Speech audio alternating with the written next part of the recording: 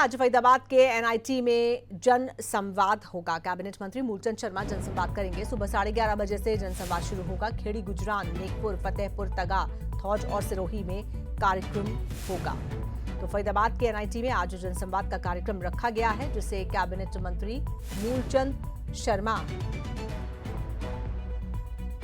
करेंगे। सुबह 11:30 बजे से यह जनसंवाद का कार्यक्रम शुरू होगा। खेड़ी, गुजरान, नेकपुर, फतेहपुर, तगा, धौज और सिरोही में जनसंवाद का कार्यक्रम है। तो कैबिनेट मंत्री मूलचंद शर्मा आज ये जनसंवाद करने जा रहे हैं। फरीदाबाद में लोगों के बीच जाएंगे, लोगों से सीधा संपर्क स्थापित करेंगे, सीधा संवाद स्थापित करेंगे और चुनावी कवायद, जिसके तहत तमाम राजनीतिक दल अब लोगों के बीच पहुंच रहे हैं। तो मूलचंद शर्मा का आज ये जनसंवाद का कार्यक्रम है सुबह 11:30 बजे से।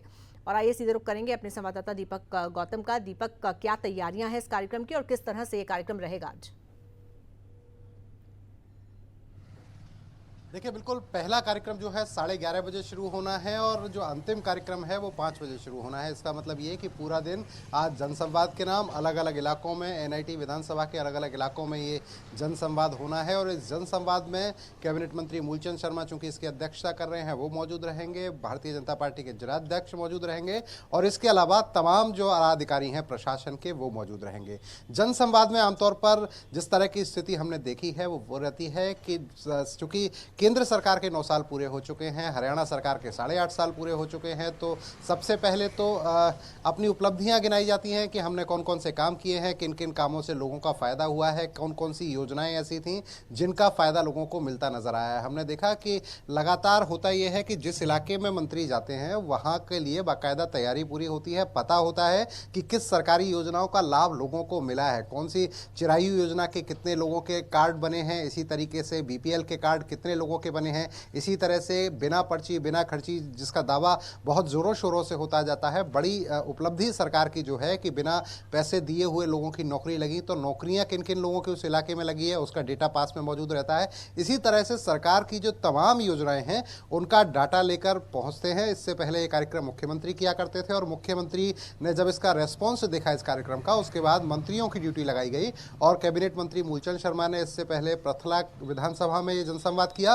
आज एनआईटी में जनसंवाद है और ऐसी स्थिति में अपनी उपलब्धियां गिनाई और उपलब्धि गिनाने के बाद लोगों की समस्याएं पूछी जाती हैं। अधिकारी चूंकि मौके पर मौजूद रहते हैं, साथ के साथ समस्याओं का निदान करने की कोशिश की जाती है और जो समस्याएं ऐसी होती हैं जिनका निदान साथ के साथ नहीं हो सकता, जैसा कि कोई बड़ा प्रोजेक्ट है, उसके बारे में साफ तौर पर टाइम दे दिया जाता है। अधिकारियों से मौके पर ही पूछा जाता है कि आप बताइए इस काम को करने में आपको कितना समय लगने वाला है। अधिकारी बताते हैं 15 दिन, तो साथ के साथ कहा जाता है कि आप 15 दिन बता रहे हैं, हम आपको 25 दिन दे रहे हैं, लेकिन 25 दिन के अंदर ये काम पूरा हो जाना चाहिए जिससे कि लोगों को दिक्कतें ना आए। तो पूरी तरह से लोगों के लिए एक बेहतर माध्यम। अब तक जिस तरह की बातें लोग कहते थे कि अधिकारी सुनते नहीं हैं, उन्हें अपने कामों के लिए ऑफिसों के चक्कर काटने होते हैं, लेकिन अब सरकार एक तरह से लोगों के द्वार पर पहुंच रही है। सरकार लोगों से पूछ रही है कि बताइए, हम आपसे बात करने आ रहे हैं, आप अपनी परेशानी हमें बताइए, उस परेशानी का निदान हम निकालेंगे। और बिल्कुल यही हो रहा है। जनसंवाद के माध्यम से हमने देखा कि तमाम तरीके की लोगों की परेशानियां लेकर लोग पहुंचे। बहुत सारी परेशानियों का समाधान जो है मौके पर ही कर दिया गया और बाकी जो बड़े प्रोजेक्ट थे उनके लिए आगे का समय दे दिया गया है। तो काफी बेहतर कार्यक्रम इसे कहा जा सकता है सरकार का। और इसकी शुरुआत चूंकि मुख्यमंत्री ने की थी, तो बड़ा प्रोजेक्ट मुख्यमंत्री की एक तरह से महत्वाकांक्षी योजना ये है। पूरा चुनावी अभियान है दीपक, तो पुरानी उपलब्धियां तो गिनाया जाना स्वाभाविक है, लाजमी है, लेकिन आगे के लिए भी तो कुछ वादे करने होंगे। देखिए, अभी तक स्थिति क्या हो रही है? अभी तक स्थिति ये हो रही है कि जब लोगों के बीच में पहुंचते हैं तो पहले तो गिनाई जाती हैं कि हमने पिछले 8.5 साल में क्या किया। होता ये है कि जब आपको आगे के लिए वोट चाहिए ना, आपने कहा चुनावी साल है, बिल्कुल ठीक कहा आपने, चुनावी साल है। चुनावी साल में आपको करना क्या है? आपको जनता के सामने अपना रिपोर्ट कार्ड रखना है। रिपोर्ट कार्ड के माध्यम से क्या करना है? रिपोर्ट कार्ड के माध्यम से आपको बताना है कि देखिए, आपने हमें चुनकर भेजा, आपने हमारी सरकार बनाई, आपकी वजह से हम मंत्री हैं, आपकी वजह से हम विधायक हैं और आपने जब हमें चुन के भेजा तो पिछले साढ़े 8 साल में हमने क्या क्या किया, पिछले 5 साल में ये किया, इस साल के ये सेशन जो था 5 साल का, इसके 3.5 साल में ये किया।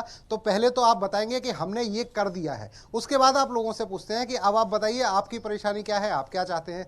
ऐसी स्थिति में लोग अपनी परेशानियां बताते हैं, परेशानियों का मौके पर ही समाधान किया जाता है। और जैसा कि मैंने कहा ना कि जो ऐसे प्रोजेक्ट होते हैं जिनमें समय लगना है, उसके लिए बाकायदा समय ले लिया जाता है, कहा जाता है कि इन पर एस्टीमेट बनाया जाएगा और इसको भी जल्द से जल्द पूरा कराया जाएगा। तो फिलहाल स्थिति ये कि वादे साफ तौर पर ये कि मोदी और मनोहर की जोड़ी जो है वो हरियाणा और पूरे देश का विकास करने में लगी है। पूरी तरीके से एक एक चीज का जिक्र होता है, धारा 370 का जिक्र होता है, राम मंदिर का जिक्र होता है, हरियाणा के लिए तमाम तरह की योजनाएं लाई गई, चाहे वो पीपीपी कार्ड हो, चाहे वो प्रॉपर्टी आईडी का सिस्टम हो, चाहे वो बिना पर्ची बिना खर्ची नौकरी का सिस्टम हो, चाहे और कई तरह की योजना, निपुण हरियाणा योजना का जिक्र हो। ऐसी बहुत सारी योजना जो सरकार की तरफ से लाई गई उनका जिक्र होता है, उनको बताया जाता है और उसके बाद लोगों की समस्या का समाधान किया जाता है। और रही बात आगे के वादे, तो होता यह है कि जब लोगों के सामने दिख जाता है ना कि आपने 8.5 साल में क्या कर दिया है, 8.5 साल 9 साल में आप क्या कर चुके हैं, तो एक उम्मीद लोगों में जागती है।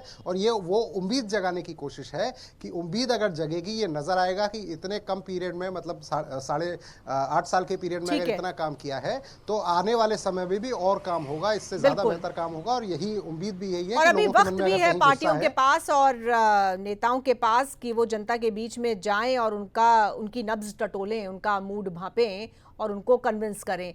बिल्कुल, आप दीपक हमारे साथ बने रहिए, अगली खबर पर भी आपसे बात करेंगे।